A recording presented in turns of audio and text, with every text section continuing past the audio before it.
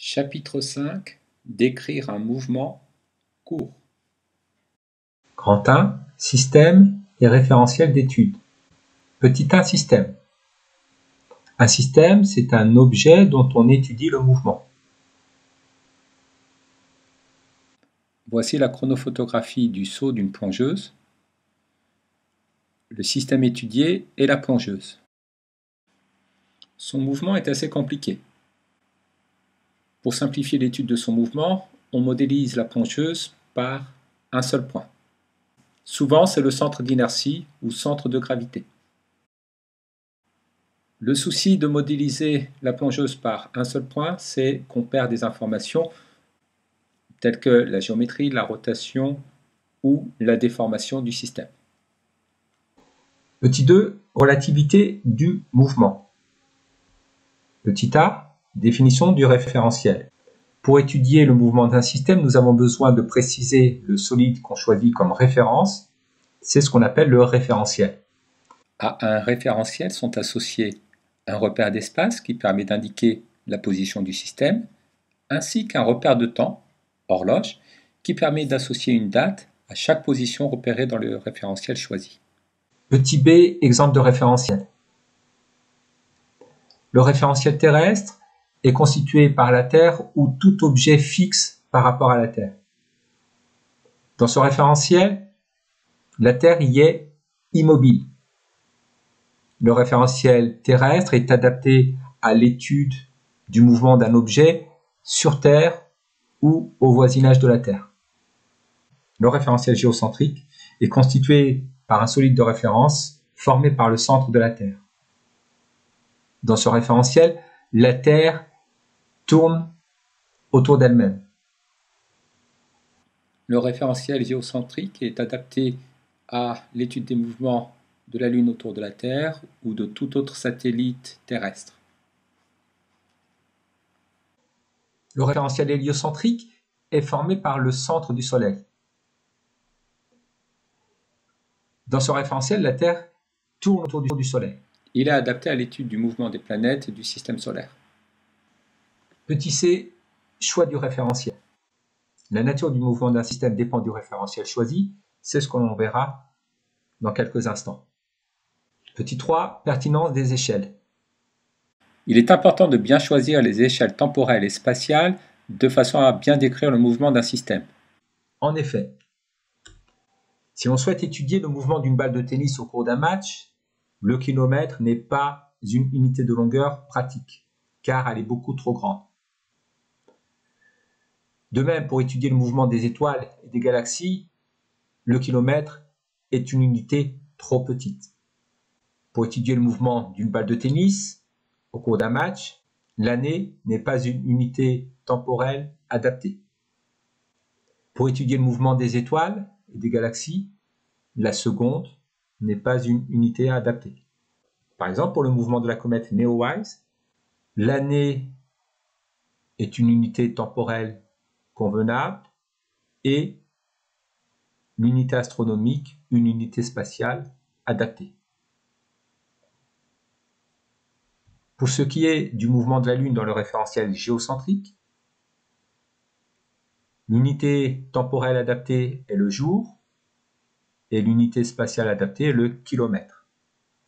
Pour ce qui est du mouvement d'un train sur une montagne russe, la seconde est une unité temporelle adaptée et le mètre une unité spatiale adaptée. Grand 2, description du mouvement. Petit 1, trajectoire. La trajectoire d'un point, c'est l'ensemble des positions successives prises par ce point au cours du temps. Cette trajectoire dépend du référentiel d'étude. En effet, ici, nous disposons d'un appareil de photo fixe par rapport à la Terre qui prend des photos successives d'un cycliste roulant à vitesse constante et lâchant une balle de tennis. Commençons par étudier la trajectoire de la balle de tennis dans le référentiel terrestre. Pour cela, je prends un papier calque ou un papier transparent sur lequel je vais mettre un repère bleu correspondant à la ligne blanche que l'on voit sur la photo.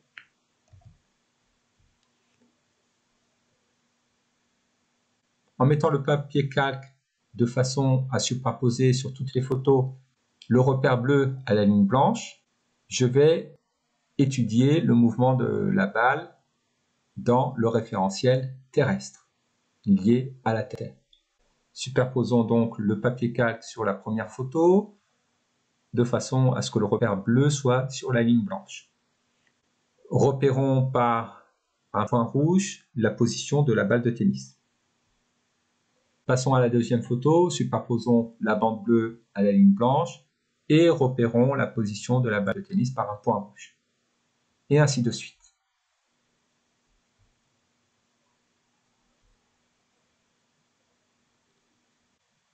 Je retire le papier calque. Nous voyons que sur le papier calque, la barre bleue qui représente la ligne blanche est fixe. Donc la trajectoire de la balle a été étudiée dans le référentiel terrestre. La trajectoire de la balle dans le référentiel terrestre, représentée en rouge, est donc une parabole. Maintenant, étudions la trajectoire de la balle dans le référentiel lié au vélo. Pour cela, je prends un papier calque ou un papier transparent sur lequel je mets un repère orange que je vais superposer constamment sur le centre de la roue avant. Et je maintiens le papier calque toujours dans la même direction. Donc, commençons à superposer le point orange au centre de la roue avant et reportons la position de la balle sur le papier calque. Poursuivons avec la deuxième photo. Je vais superposer le point orange sur le centre de la roue avant et reporter la position de la balle de tennis sur le papier calque à l'aide d'un point rouge. Passons à la troisième photo. Déplaçons le papier calque de façon à superposer le point orange au centre de la roue avant et reportons la position de la balle de tennis sur le papier calque. Continuons.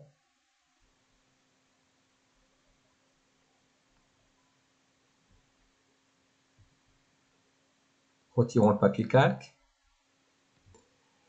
Le point orange sur le papier calque indique le centre de la roue avant. Ce point orange est fixe par rapport au papier calque. Donc la trajectoire de la balle est étudiée dans le référentiel lié au vélo. En rouge est représentée la trajectoire de la balle. C'est une droite. Ainsi, la trajectoire ou le mouvement de la balle dans deux référentiels différents n'est pas la même. Passons à l'exemple suivant. Ici, nous avons une horloge sur laquelle est représentée la trotteuse. Le point noir est une mouche. Cette mouche va se poser sur la trotteuse et se déplacer sur la trotteuse. Nous allons représenter la trajectoire de la mouche dans le référentiel lié à l'horloge, donc dans le référentiel terrestre si l'horloge est fixe par rapport à la Terre, mais également dans le référentiel lié à l'aiguille que j'ai représenté ici à droite. Commençons. Je fais avancer l'aiguille toutes les 5 secondes.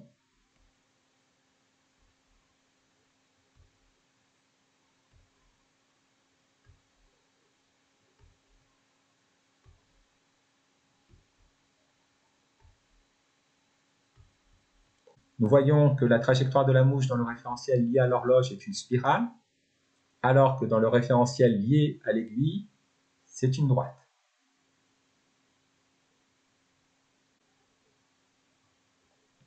Étudions maintenant la rétrogradation de Mars. Sur cette image est représenté au centre le Soleil fixe.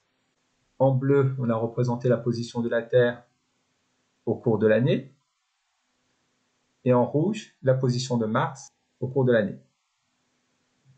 On a représenté sur ce graphique 19 positions simultanées de la Terre et de Mars au cours de l'année. La trajectoire de Mars dans le référentiel lié au centre du Soleil, dans le référentiel héliocentrique, est un cercle.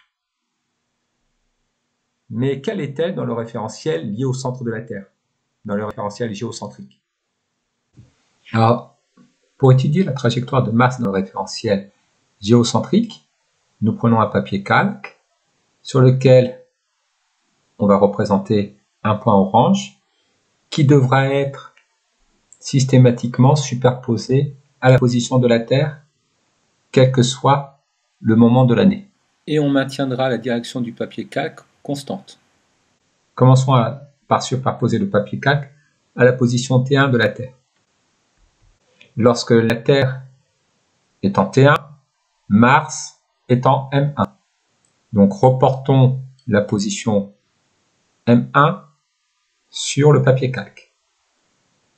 Puis déplaçons le papier calque de façon à superposer le point orange à la position T2 de la Terre et reportons la position de Mars M2 sur le papier calque. Faisons de même avec la position T3 de la Terre et la position M3 de Mars. Et ainsi de suite.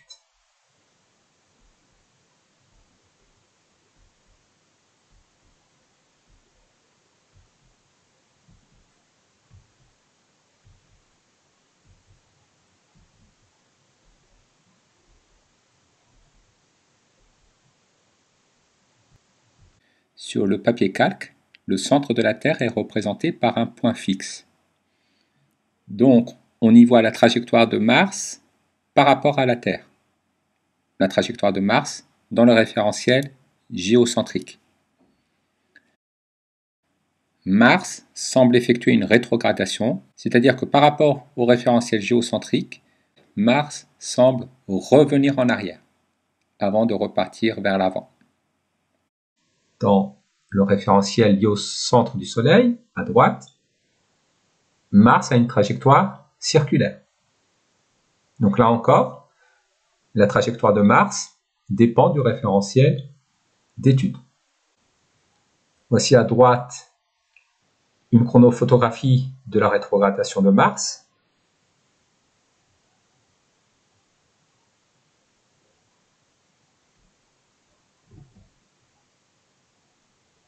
Une seconde chronophotographie de la rétrogradation de Mars.